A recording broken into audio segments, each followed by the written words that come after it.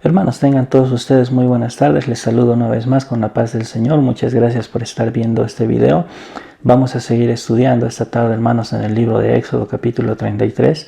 Antes, siempre decirles, hermanos, que sigamos orando por la situación que estamos viviendo a nivel mundial, por esta pandemia, y que el Señor siempre puede estar utilizando personas cercanas, tal vez a los enfermos, a las personas necesitadas, que Dios pueda mostrar su amor a través de nosotros, los que somos sus hijos, y que la gente que aún no lo conoce pueda alcanzar esta salvación, pueda conocer a Cristo como su Salvador personal. Siempre estamos orando por ustedes, siempre estamos acordándonos de ustedes. Vamos a estar comunicándonos por mensaje o por llamada, hermano o hermana, para saber cómo están también nuestros hermanos de la Iglesia Bautista Visión Cochabamba. Esta tarde, hermanos, vamos a dar inicio a Éxodo capítulo 33. En el capítulo 32 vimos la historia acerca del becerro de oro, este pecado que cometieron el pueblo de Israel. Más abajo vimos cómo Moisés intercede por el pueblo y al final vemos cómo es que Dios castiga el pecado de ese pueblo. Entonces, cuando entramos acá al capítulo 33, hermanos, vamos a hablar de un arrepentimiento de los israelitas. Es decir, el pueblo que había quedado con vida estaban temerosos de Dios y realmente estaban arrepentidos de lo que habían hecho. Y este capítulo 33, en la primera parte, los primeros 11 versículos, vamos a ver cómo es que ellos van a buscar, van a anhelar una comunión con Dios. Y ese es el título del mensaje de esta tarde, anhelando una comunión con Dios. Vamos a ver 3 lecciones en este pasaje de cómo es que la comunión con Dios es tan importante y cómo es que el pecado puede influir de una forma negativa en esta comunión con Dios. Vamos a dar lectura, hermanos, a Éxodo capítulo 33, versículo 1. Dice así la palabra de Dios. Jehová dijo a Moisés: Anda, sube de aquí, tú y el pueblo que sacaste de la tierra de Egipto, a la tierra de la cual juré a Abraham, Isaac y Jacob, diciendo: a tu descendencia la daré. Oremos, hermanos. Señor, te damos gracias una vez más por este día. Gracias, Señor, por tu cuidado, por tu protección. Gracias, Señor, por tu palabra que va a ser estudiada esta tarde. Señor, rogamos salir edificados, siempre primeramente reconociendo, Señor, nuestras faltas delante de ti, pidiendo que tú, Señor, nos limpies de todo pecado y que tu palabra pueda impactar nuestras vidas. Señor, te amamos, te agradecemos por este tiempo. En nombre de Cristo Jesús. Amén. Bien, hermanos, como hace un momento les decía, el título del mensaje de esta tarde es Anhelando una comunión con Dios. Vamos a ver cómo es que el pueblo de Israel, después de haber pecado y después de haber sido castigado, van a querer anhelar una comunión con Dios. Y esto lo vamos a ver en estos 11 versículos del capítulo 33, del 1 al 11. Y vamos a aprender, hermanos, esta tarde 3 lecciones acerca del pecado. ¿Por qué? Porque el pecado es lo que obstruye la comunión con Dios. Cuando nosotros estamos en pecado, no podemos tener una comunión con Dios. Si bien es cierto, hermanos, que decimos que nuestra salvación no la podemos perder, la comunión sí la podemos romper. Es decir, que cuando usted y yo tenemos un pecado en nuestra vida y no lo confesamos a Dios, nuestra comunión con Dios está rota. Y eso es lo que nosotros debemos evitar. Es cierto que no somos perfectos, pero lo que Dios espera de nosotros es un genuino arrepentimiento. Y cuando hay un genuino arrepentimiento, va a haber una plena comunión con Dios. El creyente verdadero, hermano, hermana, se caracteriza porque quiere y anhela tener una comunión con Dios. Es algo que necesita. Así como el salmista decía, como el ciervo brama por las corrientes de las aguas, así clama por ti, oh Dios, el alma mía. De esa forma es en la cual cada hijo de Dios debe sentir el anhelo de estar en la presencia del Señor, el anhelo de tener una plena comunión con Él. Y sabemos que el tener la comunión con Dios es a través de la oración y es a través de la palabra, es decir, de las Escrituras. Son esas 2 formas. Y lo que vamos a ver, hermanos, en este pasaje es cómo es que uno puede llegar a tener esta comunión después de haberla roto, después de haber pecado. Porque esto no se restablece así por así, no se restablece sí, sin nada que hacer, sino hay algo que hacer y es ahí donde vamos a hablar acerca del arrepentimiento. La primera lección, hermanos, que vamos a aprender están en los versículos 1 al 3. Versículos 1 al 3 nos va a hablar acerca de que el pecado provoca alejamiento de Dios. El pecado provoca alejamiento de Dios. Cuando leímos el versículo 1, hermanos, vimos cómo es que Dios le dice a Moisés y le recuerda que él va a cumplir con su promesa y que les va a dar la tierra prometida que prometió a Abraham, a Isaac y a Jacob. Versículo 2, fíjese, hermano, dice así la palabra de Dios. Y yo enviaré delante de ti el ángel, y echaré fuera al cananeo, y al amorreo, al eteo, al fereceo, al heveo y al jebuseo. Hermanos, cuando vemos la primera parte de este versículo, tenemos que saber que se trata de una cristofanía. Lo que quiere decir es que cuando Dios menciona en su palabra, versículo 2, yo enviaré delante de ti el ángel, está haciendo referencia a Jesucristo en el Antiguo Testamento. Cristo tiene manifestaciones en el Antiguo Testamento de diferentes formas y en este pasaje vemos cómo es que va a estar guiando al pueblo de Israel. Dice la palabra de Dios que el ángel del Señor va a estar guiándolo.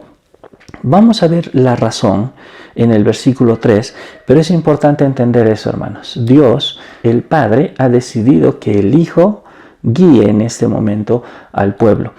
Hay muchos pasajes, hermanos, en el Antiguo Testamento donde se menciona al ángel del Señor, el ángel de Jehová, y hace referencia a nuestro Señor Jesucristo. Ahora vamos a entender un poquito más esta idea. Fíjese en el versículo 3. Versículo 3 dice así la palabra de Dios. A la tierra que fluye leche y miel, pero yo no subiré en medio de ti, porque eres pueblo de dura cerviz, no sea que te consuma en el camino. Cuando leemos este versículo 3, hermanos, podemos darnos cuenta de algo. Dios dice, pero yo no subiré delante de ti. O sea, Dios, el Padre, se está alejando del pueblo de Israel. En este caso, Él decide tomar una distancia, pero no los va a dejar solos. Va a dejar al ángel del Señor, va a dejar a Cristo guiándoles. ¿Por qué? Porque Dios le dice a Moisés, si yo sigo acá, realmente voy a ser muy duro con los castigos, porque este pueblo es de dura cerviz. Entonces prefiero que por ahora, en este momento, mi hijo sea el que los guíe.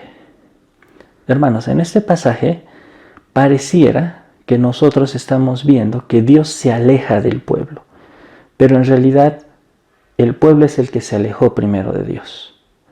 El pueblo es el que creyó que Dios estaba ausente y empezó a pecar desenfrenadamente. Si nosotros queremos ver el panorama desde otro ángulo y decir, pues Dios decidió alejarse, hermanos, Dios no decide alejarse. Él respeta porque nos ha hecho con libre albedrío. Nosotros decidimos alejarnos de Dios. ¿Y cuándo decidimos? Cuando estamos en pecado. Y cuando estamos en pecado, rompemos esa comunión con Dios. No hay un anhelo por la comunión con Dios. Si nosotros nos ponemos a pensar, hermanos, en cada vez que hemos estado alejados de Dios, recuerde, en ese momento no importaba Dios en nuestras vidas, pero el verdadero creyente se arrepiente. Y el pueblo, el remanente, los que realmente son salvos del pueblo de Israel, se arrepintieron de corazón. Y eso es lo que vamos a ver en la segunda lección, versículos 4 al 11. Fíjese, hermano, vamos a ver que el arrepentimiento provoca acercamiento a Dios. Primero hemos visto que el pecado aleja de Dios. Ahora vamos a ver que el verdadero arrepentimiento nos acerca a Dios. Fíjese, versículo 4, hermano, dice, y oyendo el pueblo esta mala noticia, vistieron luto. Y ninguno se puso sus atavíos, porque Jehová había dicho a Moisés, di a los hijos de Israel, vosotros sois pueblos de dura cerviz. En un momento subiré en medio de ti y te consumiré. Quítate pues ahora tus atavíos, para que yo sepa lo que te he de hacer. Cuando leemos estos versículos, hermanos, podemos darnos cuenta que el pueblo de Israel estaba arrepentido. Porque dice la palabra de Dios que se enteraron de esta mala noticia e hicieron luto. Y dice que ninguno de ellos se puso sus atavíos. Los atavíos, hermanos, eran todas aquellas joyas, todas aquellas pertenencias que ellos tenían para lucirse mejor. Tal vez aretes, tal vez manillas, tal vez collares, diferentes accesorios que podían colocarse en el cuerpo de oro, plata, piedras preciosas, etc. Pero ellos decidieron voluntariamente no ponerse. Tal era su luto que ellos estaban dispuestos a hacer eso. Y el versículo 5 nos dice que Dios les había pedido eso. Y si nos damos cuenta, hermanos, el arrepentimiento genuino va acompañado de una acción. Y es que Dios dijo, quítense, pero ellos ya lo habían hecho. Hermano, cuando usted y yo, cuando alguien se encuentra en pecado, lo que Dios espera de nosotros es un verdadero arrepentimiento. Tal vez simbólicamente para ellos el hecho de andar sin atavíos era una forma de manifestar un verdadero arrepentimiento. Para nosotros hoy en día, hermanos, el arrepentimiento consiste en que debemos dejar de hacer lo malo. No se trata simplemente de reconocer el error. Porque a veces creemos que es eso, ¿no? Decir, sí, lo admito, fui yo, pero lo seguimos haciendo, seguimos actuando de la misma forma. Eso no es arrepentimiento, hermano. Cuando nosotros vemos a los personajes del Antiguo Testamento, vemos el verdadero arrepentimiento dejando de hacer aquellas cosas que hicieron. Podemos verlo en la vida de David. Hubo consecuencias, pero él no volvió a hacer lo mismo. Podemos verlo en la vida de Sansón. Las consecuencias lo llevaron a la muerte. Podemos verlo en la vida de Salomón. De la misma forma vimos cómo es que al final termina tan mal por toda la vanidad que había en su vida. Y en este pasaje vemos cómo es que el pueblo de Israel decide hacer luto. Dios dice, quítense sus atavíos, pero el versículo 4 dice que ellos ya se habían quitado. Fíjese versículo 6, hermano. Entonces los hijos de Israel se despojaron de sus atavíos desde el monte Horeb. Esto quiere decir, hermanos, que a partir de este momento ellos no volvieron a usar estos atavíos. Estas joyas que tal vez habían sacado de Egipto al ser liberados, que más adelante van a ser usadas para hacer el tabernáculo. Este versículo 6 nos está hablando de un momento específico donde sucede que ellos ya no van a usar más sus atavíos. Y esa también era una muestra de verdadero arrepentimiento, porque estaban dejando de pensar en sí mismos. Ya no les importaba tanto cómo lucían, cómo estaban, cómo se veían, ¿no? Qué bien me veo. No, les dejó de importar eso. Y realmente querían una reconciliación con Dios. Hermanos, el pecado nos va a alejar de la comunión con Dios. El arrepentimiento genuino nos va a acercar a Dios.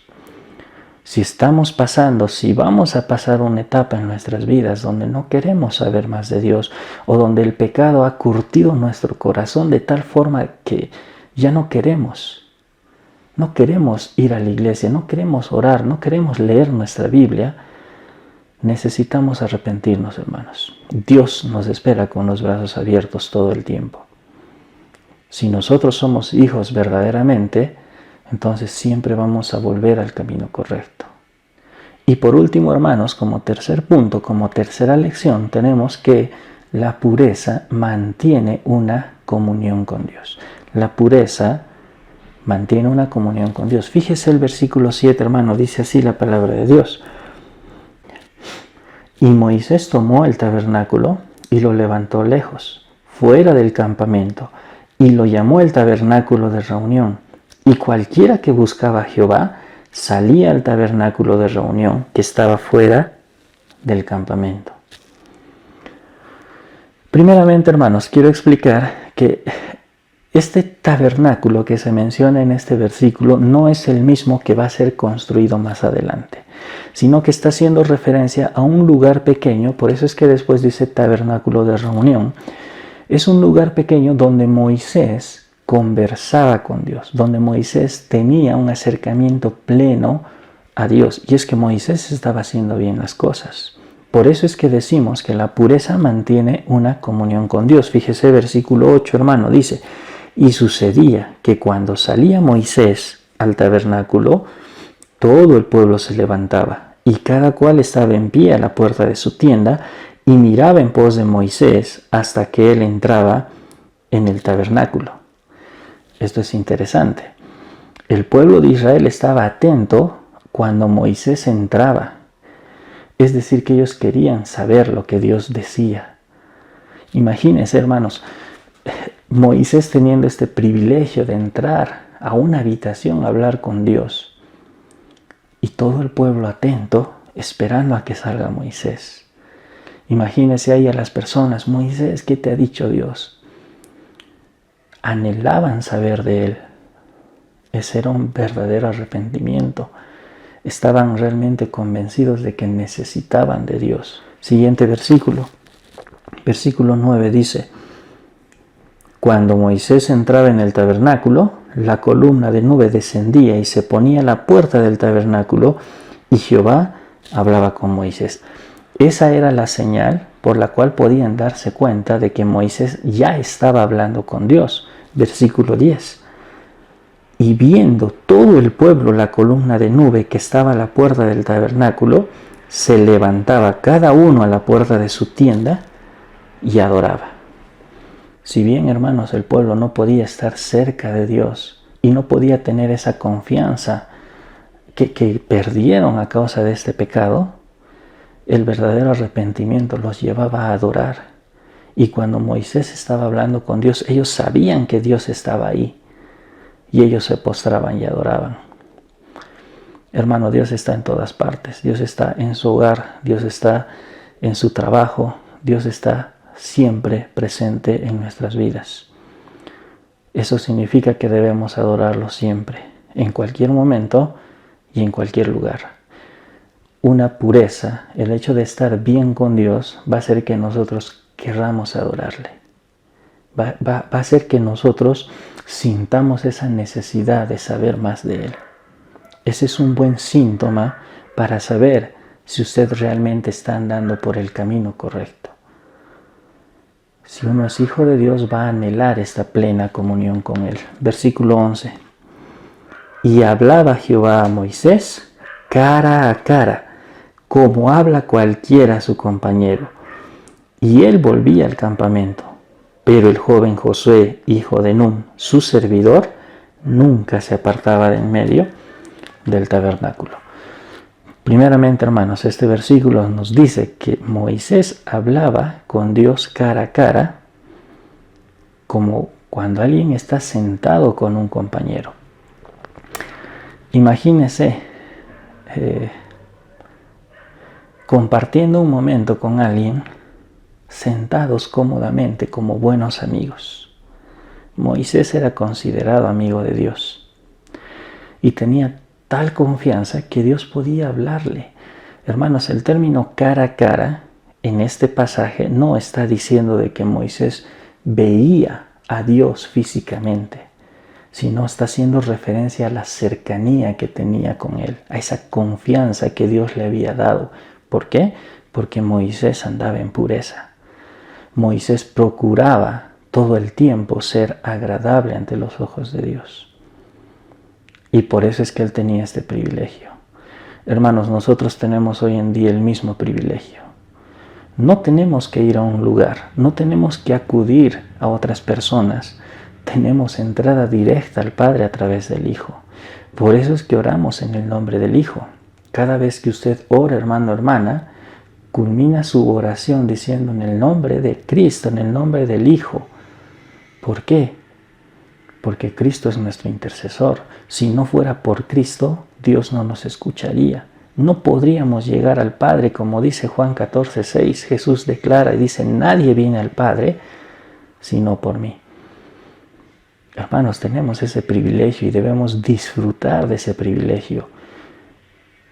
¿Alguna vez ha experimentado ser amigo de Dios? ¿Con cuánta confianza habla con Dios? No hablo de falta de respeto. Hablo del hecho de que usted pueda realmente decirle a Dios todo, sin pesadez. Porque qué difícil es decirle a Dios cuando uno está mal. Qué difícil es quebrarse delante de Dios y decirle: Dios, te he fallado. Pero qué hermoso es poder hablarle y decirle: gracias, Señor, porque gracias a ti soy lo que soy, gracias a ti estoy yendo por el buen camino. Señor, aléjame del mal. No dejes que caiga en tentación. Y procurar hacer siempre lo correcto. Qué diferente, hermano. Y por último, este pasaje en la última parte menciona a Josué. Y es que Josué iba a ser el sucesor de Moisés. Y en este pasaje vemos cómo es que Josué va cerca de Moisés, va siguiendo los pasos de Moisés. Porque cuando Moisés va a fallecer, Dios le va a encargar la tarea a Josué. Hermanos, quiero animarle esta tarde a que usted pueda pensar en su comunión con Dios. ¿Realmente anhela una comunión con Dios? Porque hemos dicho que el título es anhelando una comunión con Dios. El hecho de anhelar, hermanos, es desear. No tal vez hacerlo simplemente por obligación, porque bueno, tengo que cumplir. Hermano, cada vez que se acerque a la presencia de Dios, a través de su palabra, a través de la oración, hágalo con mucho gusto, hágalo con mucho agrado. Porque no hay nada más hermoso que estar cerca de Dios. No hay nada más hermoso de poder descansar en Él y saber que Él nos escucha. Y hermano, cada vez que usted y yo estemos en pecado, arrepintámonos de corazón, porque es lo que Dios espera. El pecado nos aleja de Dios. El verdadero arrepentimiento nos acerca a Dios. Y el mantener una vida santa, una vida pura, el andar en pureza, va a hacer que nuestra comunión crezca cada día más. Vamos a orar y terminamos con este tiempo. Señor, te damos gracias por este día. Gracias, Señor, por tu palabra. Gracias porque nos muestras a través de esta historia, Señor, del pueblo de Israel, cómo es que también nosotros debemos anhelar una plena comunión contigo, Señor, y poder estar siempre cerca de ti, Señor. Te pedimos que nos ayudes. Si tenemos áreas débiles en nuestra vida que tenemos que mejorar, Señor, te pedimos que tú puedas estar obrando en nuestro corazón, Señor. Te amamos y te agradecemos en nombre de Cristo Jesús. Amén. Bendiciones, hermanos.